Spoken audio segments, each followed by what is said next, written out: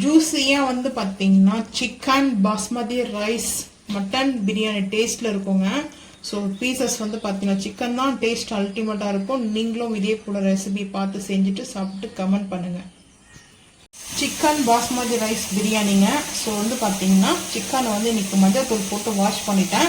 So வந்து chicken biryani plan கிடையாது, but அதுக்கப்புறம் வந்து பார்த்தீங்கன்னா பிரியாணி செய்யலாம்னு சொல்லிட்டு தான்.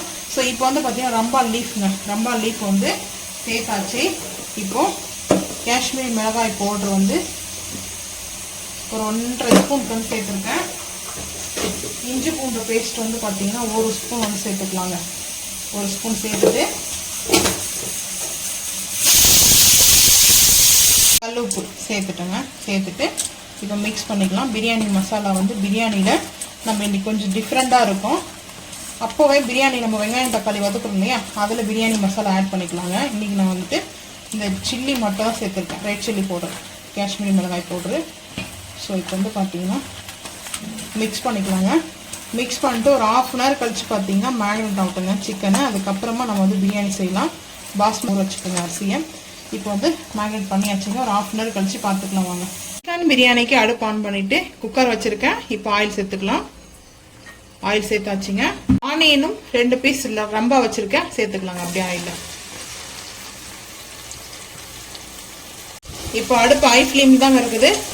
வெங்காயம் வதங்கட்டுங்க. வெங்காயம் வதங்கினதுக்கப்புறம் பார்த்துக்கலாம் வாங்க. வெங்காயம் வதங்கி வச்சு இப்போ தக்காளி சேர்த்துக்கலாம். இப்போ தக்காளி நல்லா மொத்தம் அளவுக்கு குக் ஆகட்டும். எப்பவும் போல் நம்ம இஞ்சி பூண்டு பேஸ்ட் இந்த டைமில் சேர்ப்போம். நான் வந்து ஒரு 1/2 டீஸ்பூன் கொஞ்சம் சேர்க்குறேன். பச்சை மிளகா வந்து ஆட் பண்ணல, க்ரீன் சில்லியை நான் ஆட் பண்ணவே இல்லை. அவ்வளோதான். இது வதக்கிட்டு பார்த்துக்கலாம்.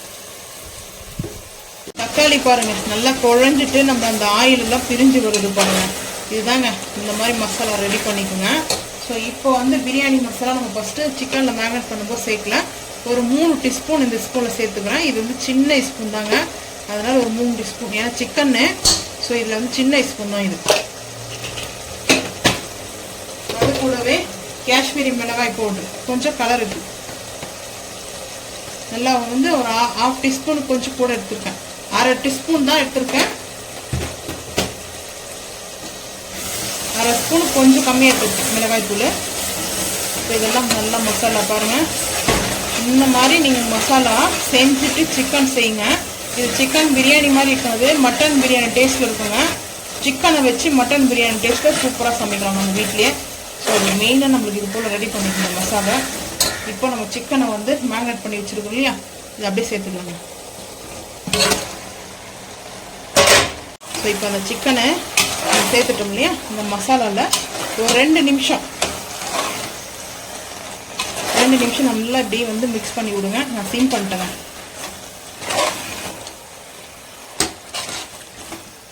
ரெண்டு நிமிஷம் அளவுக்கு நம்மளுக்கு இப்படி இருக்கட்டும்.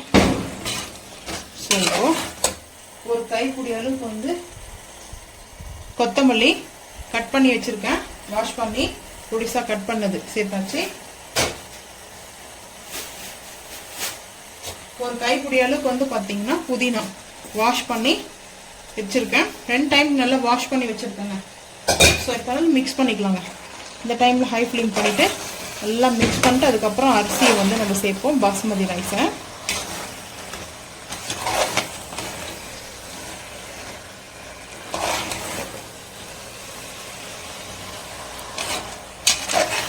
எப்படி இருக்குது பாருங்கள். இந்த மசாலாவோட செம்ம டேஸ்ட்டு பார்த்தீங்கன்னா சரியான டேஸ்ட் இருக்கும். அல்டிமேட்டான ஒரு ஜூஸியான பிரியாணிங்க.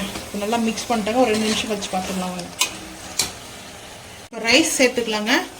1.5 வந்து பார்த்தீங்கன்னா 4 எடுத்துருக்கேன் பாஸ்மதி ரைஸ். மசாலாலே தண்ணி வந்து சேர்த்துக்கிறேன். நான் வந்து 2 எடுத்துருக்கேன். இன்னும் ஒரு 1/2 கப்பு வந்து தண்ணி சேர்த்துக்கிறேன். 2 எடுத்துருக்கேன். 1.5 வந்து அரிசிக்கு 2.5 தண்ணி வச்சுருக்குங்க. தக்காளியில் வந்து பார்த்தீங்கன்னா ஜூஸ் எல்லாம் இருக்கு இல்லையா, ஸோ அதுலேயே வந்து பார்த்தீங்கன்னா ஒரு 1/2 அளவுக்கு தண்ணி நம்மளுக்கு வந்துடும். ஸோ இப்போ பாருங்கள், நான் இன்னைக்கு என்னன்னா சிக்கனை கொஞ்சம் கூட சேர்த்துருக்கேன், ரைஸை வந்து கம்மியாக சேர்த்துருக்கேன். இது வந்து இந்த டேஸ்ட் வந்து பார்த்தீங்கன்னா ரொம்ப ரொம்ப சூப்பராக இருக்கும். நான் ஃபஸ்ட்டே வந்து தான் சொல்லணும்னு நினச்சேன்.